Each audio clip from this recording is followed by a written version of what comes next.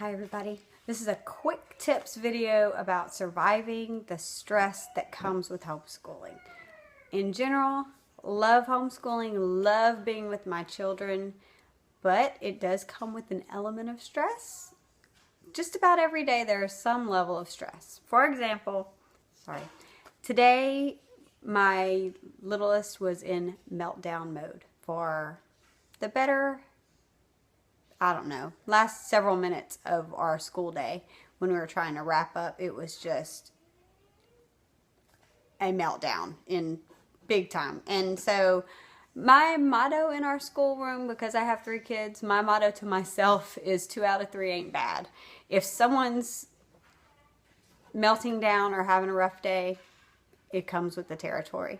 So the ways that I kind of manage the stress that comes with homeschooling is, first of all, starting off every day with a quiet time. There are days when it can't happen, it doesn't happen for whatever reason, but I try to spend at least a good 15 minutes alone with the Lord.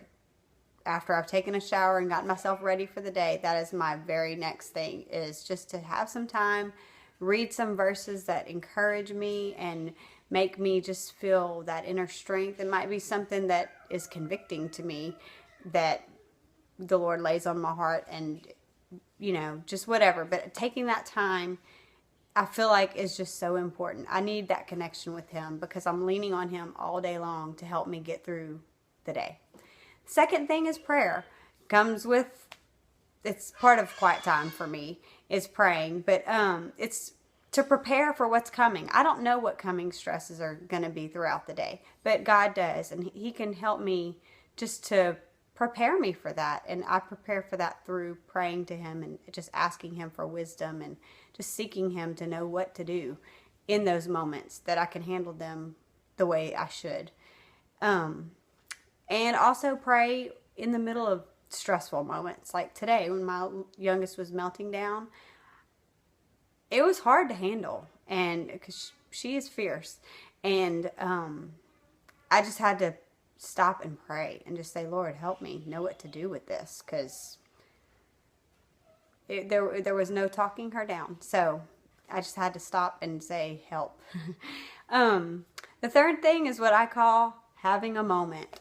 And my kids, like even my littlest one, because she does have the most, time as far as having fits and stuff, she'll say, I'm having a moment, but I think that's because she's heard me say it. So like after we dealt with meltdown mode for several minutes of the end of our school day today, Mama needed a moment.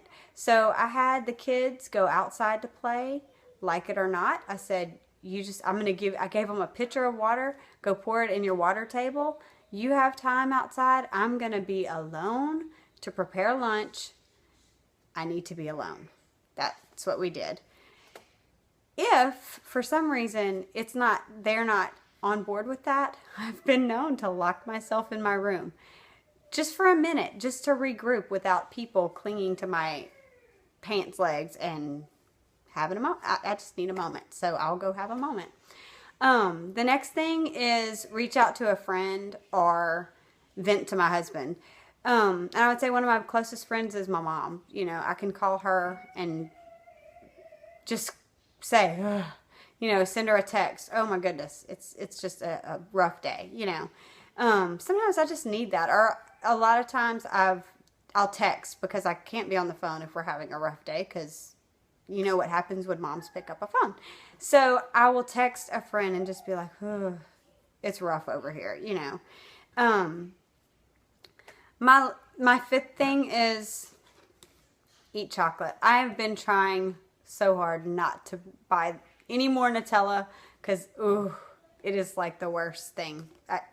This is what not to do when you're stressed.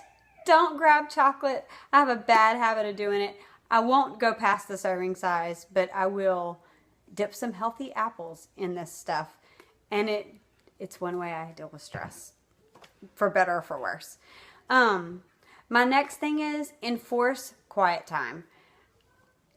It is an absolute necessity in our house. You don't have to sleep, but you must go to your room or wherever I designate And for at least an hour, Mama has to have alone time. I just need that little bit of window during the day to get things done so I can get some things off of my list of things to do, and just to have peace and quiet, and no one's going to be fighting with each other and yeah because they're separate for the most part.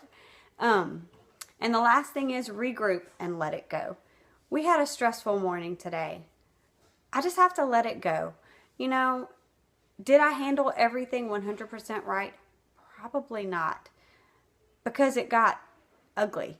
And it's just hard to know how to handle those just times when nothing you say or do is going to turn that fit off. It has to work itself out. And that's basically what we did. You know, when she calmed down, I got on her level and said, look, you know, we had a rough time. This is what happened, you know, and we talked about it. She said she was sorry for what triggered this episode.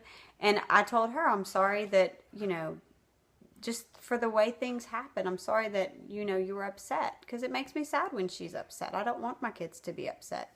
It just comes with being a human, but, you know, and I just have to let it go and know that every day is not going to be filled with sunshine and lollipops. It's just not. I'm learning. This is only my second year of homeschooling, so I'm very new at this. But I'm learning that you just have to let it go. You have to be flexible. It's hard. When I have in my mind, I know what I want to get done. This is X, Y, and Z. Let's knock it off.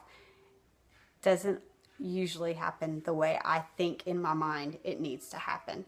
And I'm learning that to keep the peace and to keep the stress level down, I have to let it go and be flexible. So yeah, those are just my tips of just kind of, it's a learning process, and I'm learning what to do and what not to do and how to handle things. And so that's what I do. I wonder if you have any ideas, please share them with me. I'd be glad to know how you handle, especially how you handle when your kid is completely in a meltdown, a full-blown ugly meltdown. How do you handle that? I would love to know. Thanks. See you later.